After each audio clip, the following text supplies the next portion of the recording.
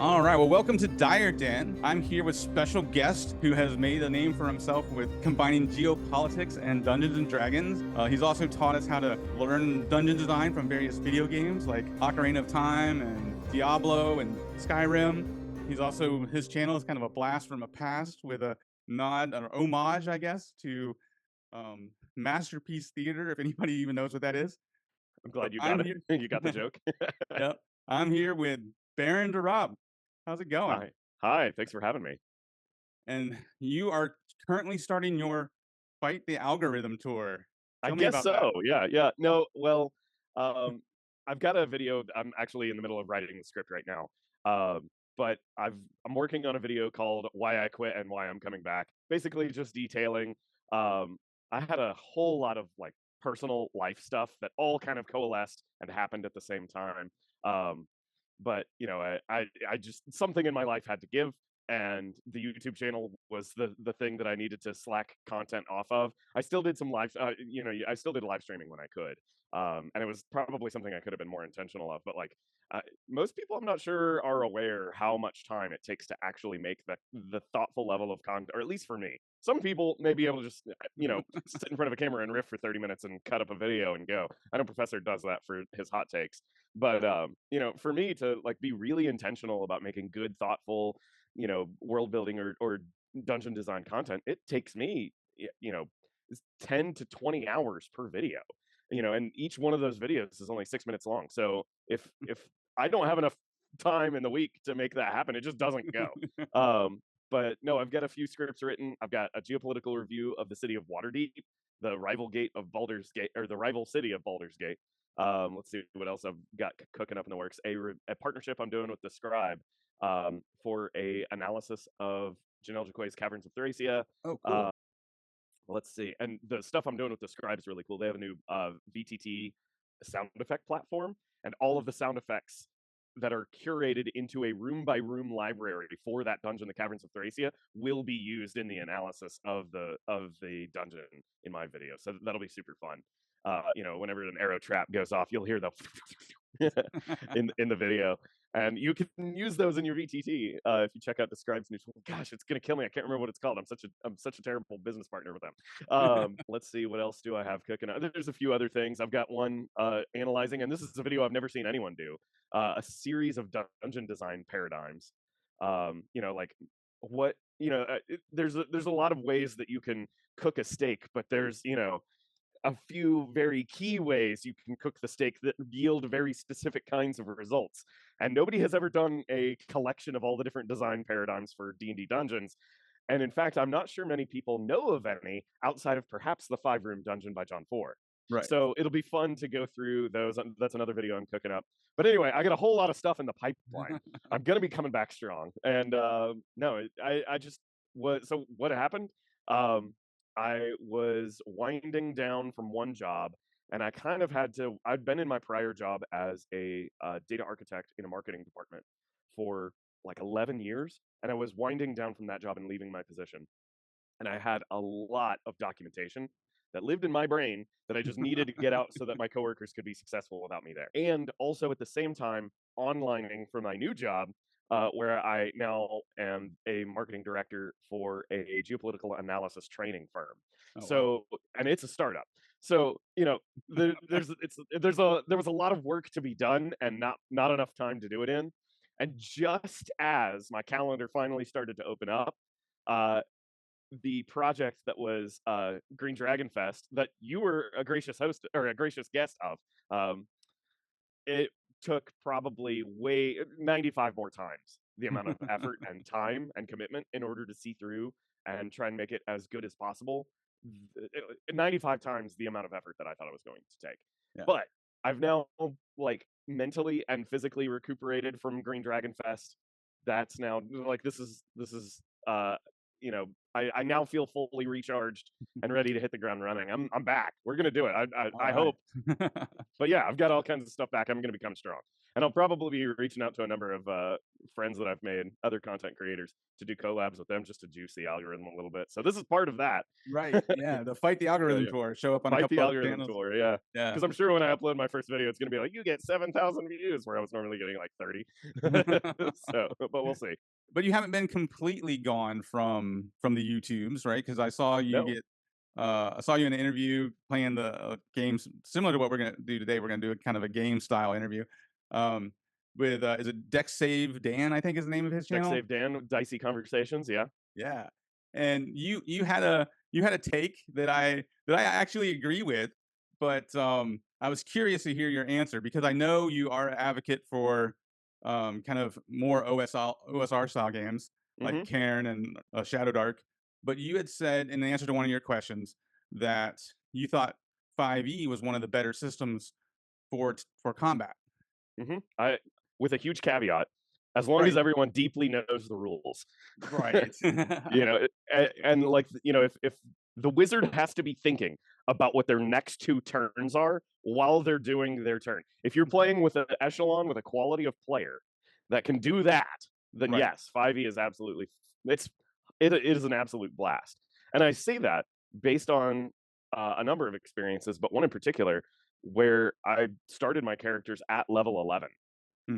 And the players who were running the characters had been playing with me since probably, they'd been playing with me for nearly 8 years at this point. So, you know, they were very well rehearsed in 5th edition mechanics. They knew the rules well. They also were not power gamers, but they did enjoy talking about a little bit of the crunch in a healthy way, if that makes Right. sense. Like, Yeah. oh, if you get this ability and this spell, you know, you can this is some great stuff for some, you know, different situations. Or, oh wow, I didn't realize I could use this spell in this kind of application on the battlefield, even though it's technically a utility spell. I can suddenly turn it into a battlefield control spell in these circumstances. You know, so like they were very thoughtful, and a lot of them just had an innate grasp of the 5th edition rules. And when you are playing with that level of player, man, 5th edition actually does flow really well. Right. The mechanics as designed at that level, at that character level, and at that gameplay, it you get some really interesting and evocative, you know, Marvel action hero story that I've not seen another rule set be able to provide, except for maybe 3rd edition when you go full Gonzo with all the splat books and whatever. Yeah, I 100% agree, and I've not found a Pathfinder 2 group that I've been able to play with that knows the system that well. Right. But apparently, you know, the Pathfinder 2 advocates say the same thing. If everybody knows what they're doing, it can be a really great system. But yeah, I'm totally in agreement on that. Like 5th edition is great when everybody knows the role and knows the rules and you know is thoroughly engaged. Yeah. Um, but yeah, but if you're beer and pretzels, like I'm all Oh for yeah. Shadowdark. If you're playing with a bunch of beer and pretzels, just completely skip 5th edition. Go straight to Shadowdark. It's way better. Yeah, definitely. All right. Well, so we're gonna get into our game here, and this is Okay. D20 Would You Rather. Okay. So I guess my next question is, do you have a D20? I do. You have No, one I in reach? don't. I Or you can don't. pull up one virtually. Yeah, let me. I just like completely deep cleaned this house and moved a bunch of stuff out of it. I'm in the process of moving out of this office, so I don't have any of my D&D stuff here. Let's do, what is it? Google.com. Roll a die. Roll a D20. Here we go. Roll a D20. All right. And so And Google says critical success. I got a 20. nice, nat 20. So what we're doing here is D20 Would You Rather. So half of these questions are in world, right? So half of these questions are you are a character in a Dungeons and Dragons world, and you have to decide which you would rather, you know, which fate you would rather suffer. And Okay. then the other set of questions are real world DM and player questions. So Okay. and let's scroll down to 20. Here we go. So this is as a player. Would you rather deal with a railroad storyteller DM or the impulsive improv DM? Mm, mm. So that's interesting because uh, do I have more? Can I get more details about the dungeon master? Well, sure. So Like, I'm thinking, all right. So like the railroad storyteller DM in my mind is the one who, definitely has a set story, set end goal they want to get the campaign to, okay, and um, and kind of drive the story that direction. So despite player choices, so player choices might be limited to, are you going left or right in the dungeon, but the story right. choices are kind of scripted out. I Versus, think I would have. I think I would have to go with a. Now that I'm sitting here thinking, I think I'd have to go with the railroad GM, and I say that because I trust that a person who is extremely tight with their narrative, if I just give up a little bit of that control of where I want to go with the story, I trust that over the course of an adventure, we will get to experience a story and character development with our characters. Like, part of this is I just have to trust the dungeon master. Whereas if we're just wildly going in the direction of improv wherever the dungeon master goes, there is a level of skill that is a far more difficult to cultivate to slowly pull the players through random improv toward an end goal that you already want, if that makes sense. That, right. like, the skill to do that is a much higher bar than one who railroads. So while railroading may be a crutch, I trust that a railroading DM will provide a better story to the players rather than one that just completely goes off of improv. That makes sense. Yeah. Yeah. Yeah, I feel like someone who's like really skilled at improv and who also has players who are really skilled at improv, right? Hmm. Everybody's saying yes and kind of a thing. You might be able to achieve a pretty high bar of like good storytelling. But Right. again, that goes back to everybody has to be on that same page. So yeah, I get that point. That makes sense. All right. Well, let's roll again. Let's see what we got Alrighty, next. let's do it. And this one is number 6. 6. All right. So number 6. All right, so we got another real world one here. Would you rather have an egotistical player who's never wrong, or the self-conscious player who's never good enough? Oh, the self-conscious player. The self-conscious player can, like, get annoying to the other players by, like, oh, you're actually doing really good, and you can spend time building them up. But somebody who's just a complete, cocksure asshole at the table makes everyone else miserable.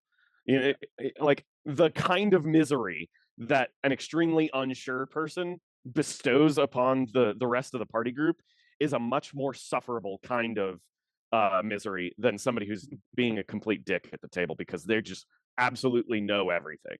That person is absolutely insufferable.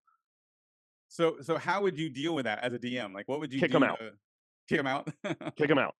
Yeah, Your vibe's off, man. Thanks for trying, but no thanks. Not a good fit for the party. And, like, right, that might seem really, extreme if this person is your friend.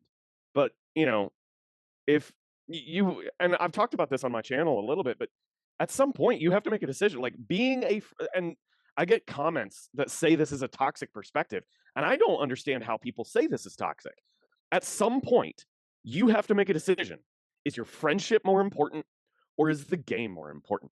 And either decision you make is fine. That is 100% fine. But you have to be honest with yourself about which one is more important. And for me, the game is more important. I can still be friends with somebody and not play Dungeons and Dragons with them. And for that reason, I may ask them, hey, this is just not working out, man. And right. I have to be a good enough friend to come with humility to that person and say, I really enjoy hanging out with you. You want to talk D&D sometimes, we can do that, if you've got ideas. But I just don't think, like, the vibe for the group, you're a good fit, and it's kind of disruptive to the rest of the players. And, I like, you just got to be real with them and say, hey, either you got to completely curtail the kind of gamer that you want to be in order to fit in, which probably means that they're not a good fit anyway, and they're going to have a miserable experience, or they just have to leave. And, like, there's nothing wrong with that. Right. Like, you just have to be honest with everybody at the table, and especially the person who's causing, like, the vibe issue. If they're not passing the vibe check, they don't stay at the table, you know? Yeah, and that's a good point. They're like, Yeah. setting that boundary can save both the game and the friendship, because Totally. if you let it go too long and that player frustrates Right. you and frustrates your game for so long, you might not want to be their friend anymore. It's really surprising to me how many people think that because they're your friend, you can't kick them out. Right. Or that like this is a game about building relationships and like I make friends by playing D&D. Like I am now very good friends. And in fact, you met them. The lady who helped a lot with my marketing, she was at Green Dragon Fest. She and her husband are in my gaming group, and they were my dog sitter. And it was like they just found out what I did part-time on YouTube. And they're like, "Oh, that's cool. I've always wanted to play." And I was just like, "Cool, show up next Thursday. We'll do a pickup game." And they showed up and now we're really good friends. Yeah. So, like if you're worried about finding players, then that's on you to like not stick your neck out there and go looking for them. There's news articles everywhere. Every metropolitan city in America has a dearth of dungeon masters right now. Every single metropolitan city, probably across the planet. Right. Just say, I want to play. Like, I have literally assembled 2 different player groups of players from my prior job by sending an email to everybody in the corporate office in my department saying, "Hey, I want to play D&D. Anyone in?" And I got like, within an hour, I got 15 emails back saying, never played it before. Sounds cool. How do I sign up? Like, you just got to stick your neck out there a little bit. So, 100%. and make new friends along the way, Right. Yeah. I've made a ton of new friends since 5th edition came out because the popularity has just exploded. Like, I remember playing like 1st edition and 3rd edition, and it was like, well, I can't kick this guy out, then we're not gonna have enough people to play. Yes, go get another one. Yeah. But that's that was harder to do back in like 1st edition and third edition, right? I disagree. How many phone numbers do you have in your phone right now? That's true. How many, Mr. Wolf, how many phone numbers do you have in your phone? If you texted 100 people in your contacts list and said, "Hey, I'm thinking about starting a new D&D game. We're going to be playing Thursday evening. Would you be interested?" Or Tuesday evening, "Would you be interested? I'll provide snacks and maybe dinner. We'll get pizza. If you want, bring some chips and beer." Like, I guarantee you, especially as popular as D&D is now, but even then in 3rd edition, like, I guarantee you, if you texted 100 people, 10% of them would say, "Sounds dope. Count me in." Yeah. Oh, yeah, definitely now. And most and like, just to harp on this a little bit more, like, because I work in geopolitics now, and I see the data firsthand coming back from like research and indice teams. Like, we have a serious problem in Western culture of building community. Like, that the postmodern experience is a massive, like, it's a huge problem within the human experience. Like, and it started with the radio. Like, this is a really weird hot take, but the radio pulled the community off their front porch where everybody was playing music instruments together and singing songs together and just, swapping stories around their neighborhood. It pulled them off their front porch, and each family became atomized as they sat inside of their household listening to the radio. And it was at least still a family experience, but now the community was destroyed once that happened. Right. And really, once the radio became a thing and people realized, wait, I could broadcast church messaging across the radio, that's when church attendance slowly started to decline. And over time, when we got to television and that became a mainstream appliance for the middle class, and all of a sudden teenagers in the 60s and 70s had a television in their own room. And now the family was atomized, where the kids could be watching their programming, the adults could be watching theirs. And now you go into a restaurant and you see a married couple with no kids holding hands, doom scrolling their own individualized, atomized thing. And we're all depressed. We all hate our life. Suicide is through the roof. And all we want is a friend to text us and say, "Hey, you want to hang out?" Like, that's all it takes. So no, go get new players for D&D. Kick the problem ones out. There's so many people who want to be part of a community right now, and you'll be helping fight, global depression in the process. Yeah, 100% agree. My day job is just the opposite. You're dealing with like the macro. I'm dealing with the individual, right? Like, as a therapist, I talk to people all the time, and they're like, they're, like you said, they're depressed. They don't have connections. Their family lives 4 states away, and and it's a struggle to make friends and build relationships.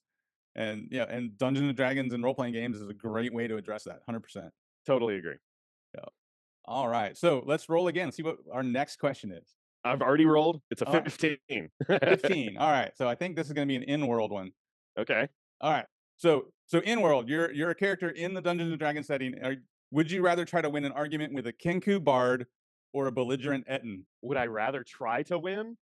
I assume my life is on the line because I would just walk away from both of those. Yeah, so So yeah, if we'll my say your life, life is on the line, so you got to choose and, one. and if it were me as an individual, like Baron Ropp in a game session, is like I might be lucky enough to have a 13 strength, but I've probably got 9s the rest of the way. I'll give myself an 11 in charisma, but like let's be real here. I'm definitely not like world class hero.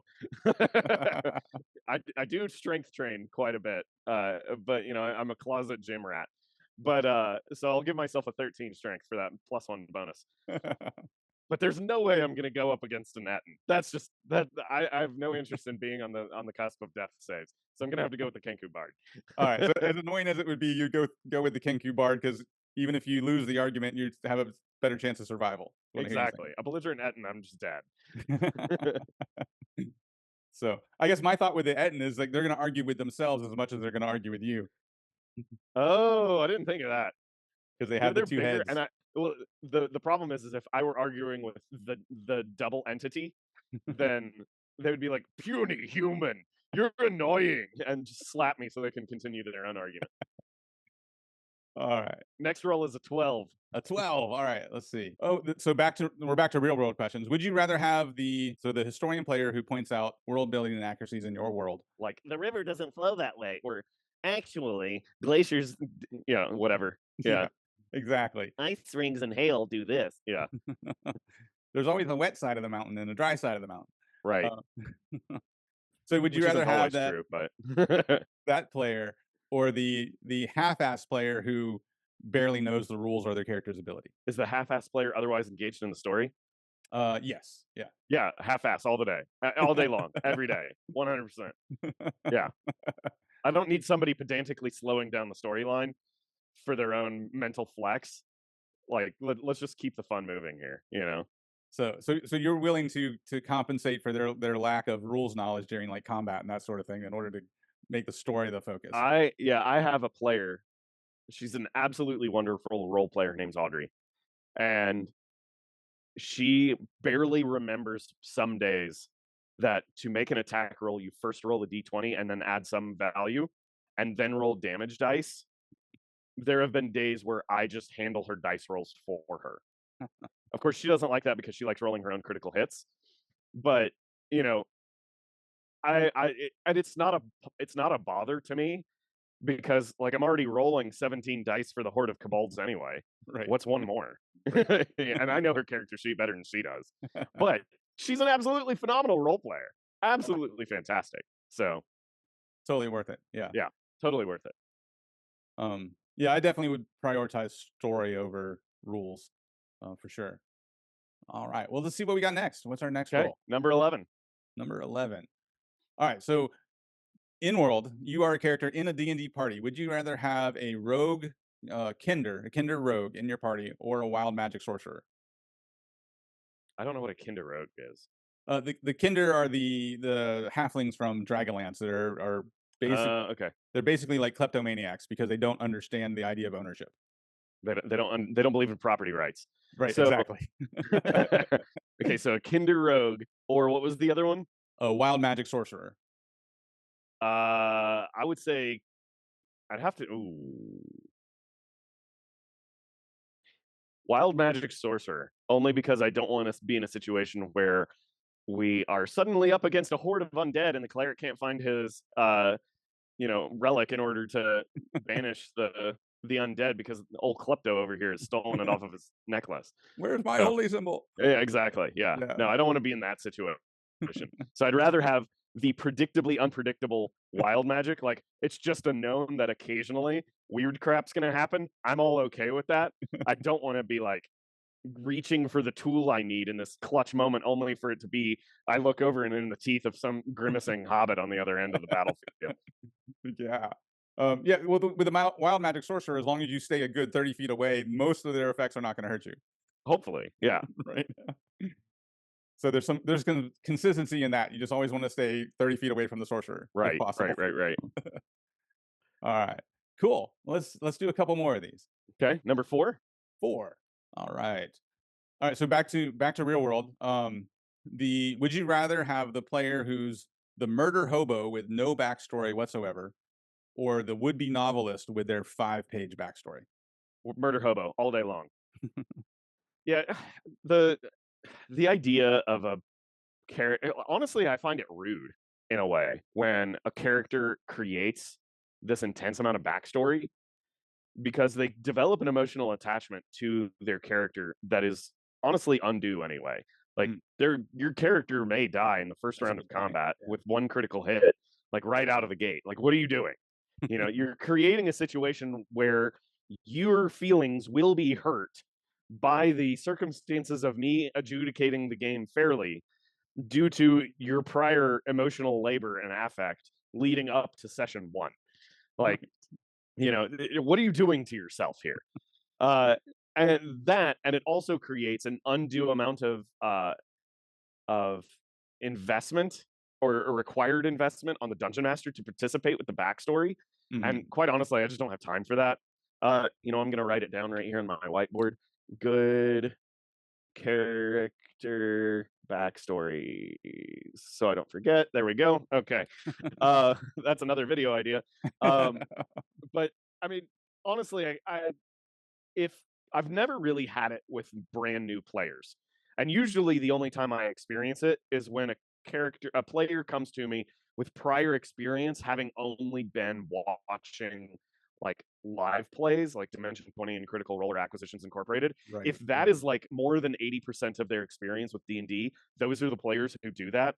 And it's just a recipe for disaster. The best character backstories are like less than 100 words long, Mhm. and they have they have maybe like something that happened to them that connects them to another character in the party Right. and also creates an unresolved problem or tension that can be, loosely tied to the game world.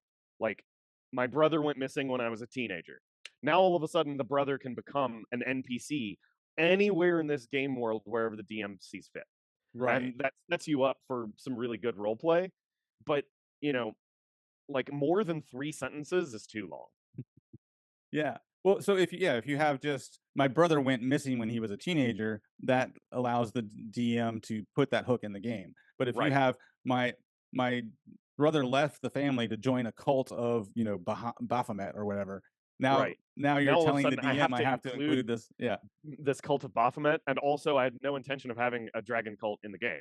You know, so yeah, no, it gets weird. It gets weird. But even with a murder hobo, you can eventually you can like the character backstory, and this is something that's a joke of one of my players once said. His name's Andy.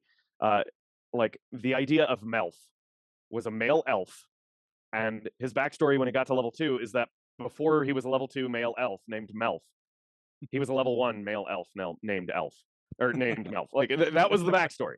So the backstory becomes the things that you have done over the course of your campaign. Right. So there are just unresolved things that are going to come up during gameplay. So even a mid-level murder hobo, therefore implicitly, has a more usable backstory than somebody who gives you a 5-page diatribe of usually terrible fan fiction inspired by Twilight or Harry Potter or a mixture of. Right. And the of course the chosen one, right? The chosen one Oh backstory. gosh, the chosen one is worse than the edge lord. I feel like, or the edge lord chosen one. Oh, yeah, there you go. Yeah, One thing I do with edgelord characters is I tell them, like even Wolverine in Marvel Comics, like had connection, right? So he's yeah. the loner, the tough guy that doesn't show emotion, whatever, doesn't connect. But But there was one character, Rogue, that he was deeply invested in. right, yeah, throughout the Yeah, history of his character, there's always at least one, whether it was Jubilee or Shadowcat or Rogue, somebody that he had a right, connection with, right? Yep. And so right, right, that's what I right, tell players, like, you gotta come up with something. You can be edgy as you wanna be as long as you have a soft spot for at least one member of the party. right. No, that's smart. That's smart. Alright, so give me another roll here, let's see what we got. Yeah, have we done 10? Would you rather have a DM who thinks everything they do is great, or the DM who's constantly second guessing themselves? Ooh. Oh man. You hit both my pet peeves, right? Oh man. Like people who refused to accept that they could possibly do something wrong and like analyze and self-grow. Like there's like being humble about that is great, but also at the same time, like you have to have enough confidence to know what you know and know what you don't know. You know what I mean? Oh man. Would I rather? Man, I would just leave the game. You wouldn't play in either one of those games. I wouldn't play in either game. I'm gonna call this question a false dichotomy. I think I would go for. Ooh, okay. Here's where I would start. I would go for the dungeon master who believes that they are complete hot shit when it comes to dungeon mastering. Because even if they're mediocre, it's still probably well. Oh man, well no, I don't know that. I don't know that. Like the self-doubt comes from constantly asking and developing and realizing there's more you could do. Oh, I think I'm gonna have to go with the dungeon master that is full of self-doubt. I think that's where I'm gonna go. As long as it doesn't come out in the game session. You're saying because there's at least room to grow. They have the higher ceiling because they're second guessing themselves. Well, if I'm going on, let's assume that we're not talking like freshman level. We're talking like sophomoric level dungeon mastering experience. They've been doing it for 2 to 5 years. They've got the most of the growing pains out of the way. They're not asking I've done dungeon mastered for 6 months and this is a deep thought I've had on Reddit anymore. That are the cyclical questions every 6 month tenured dungeon master asks. They're now to a point. I'm going to trust that they are now to that point where it's like that's why they still have the self-doubt, because they're experiencing like so much growth. That's what I'm going to trust in this situation, and therefore I would go with them. All right, that makes sense. I buy that. All right. Yeah. All right. Let's do a couple more, and we'll wrap All right. We've already rolled a natural 20, so let's go with 8. 8. All right. So again, we're with the real world questions here. Play with a stickler DM that limits options in the name of game balance, or the kitchen sink DM that includes all third-party Oh content. yeah, that's an easy choice. That's an Oh, yeah? extremely easy choice. Yeah, the idea of game balance is really silly. Like, I don't even know what you mean when you say game balance. Like obviously you want to make sure that the character classes don't feel like each character, like from a game design perspective, each character class is balanced when each has their appropriate moment to shine. Mm-hmm. If that makes sense. Right. Like, obviously, in combat, a wizard casting fireball is going to be the big red stop button on the combat encounter. Right. A fighter is never going to be able to do that. But damn, when it's mano a mano and the fighter just has to like get the thing punched in the hole, the fighter is the one that does that. The wizard can't do that. So as long as each character class has their moment to shine, that's what game balance is. So when somebody starts trying to like needle nitpick over like, oh, I got to make sure that the fighter can output 8d6 damage for 3 rounds straight because the wizard can cast an 8d6 fireball for 3 rounds. Like, no, that's not how this works. You're not just gonna like turn yourself into a head top as Conan the Barbarian, the Beyblade figure, and spin it around with a battle axe on the battlefield so that you could do as much damage as the wizard. So we're not playing Raid Shadow Legends.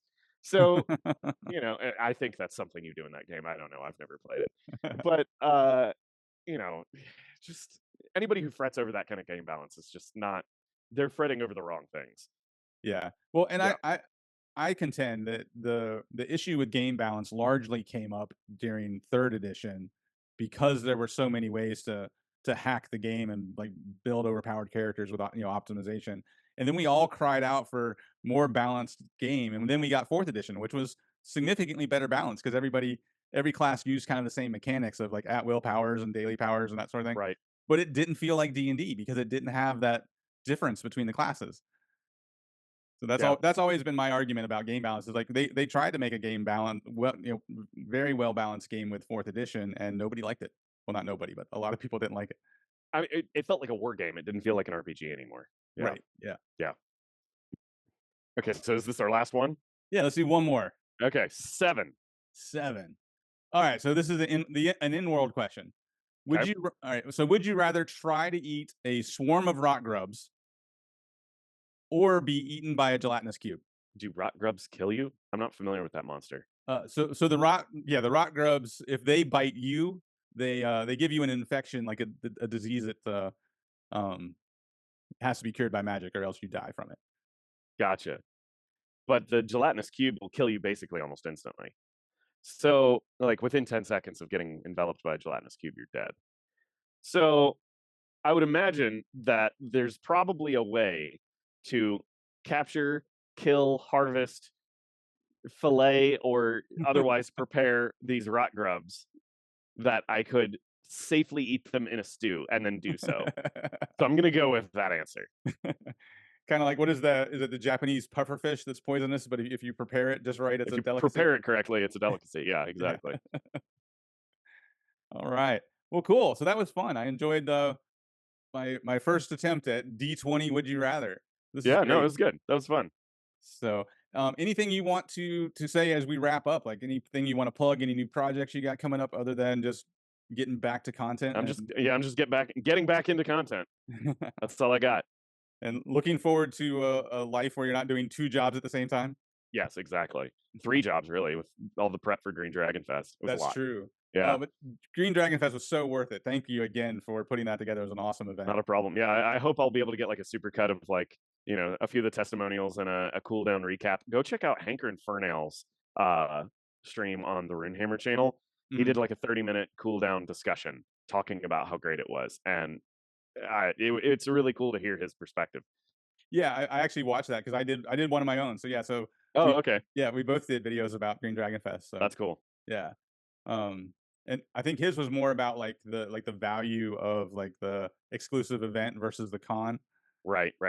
Yeah. Where mine was more about like what it was like to interact with other DMs and how to learn from other people. But yeah, the Yeah, event was amazing. that was something that was really cool. Is basically everyone there was a GM.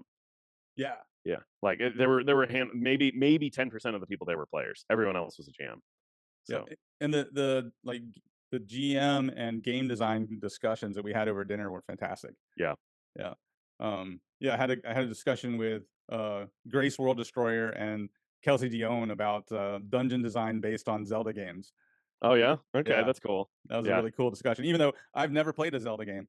Oh wow. Yeah, Okay. I never owned a Nintendo as a kid. Like I went from like Sega to Xbox to or Sega to PlayStation to Xbox. I never Okay. never owned a Nintendo, but Yeah.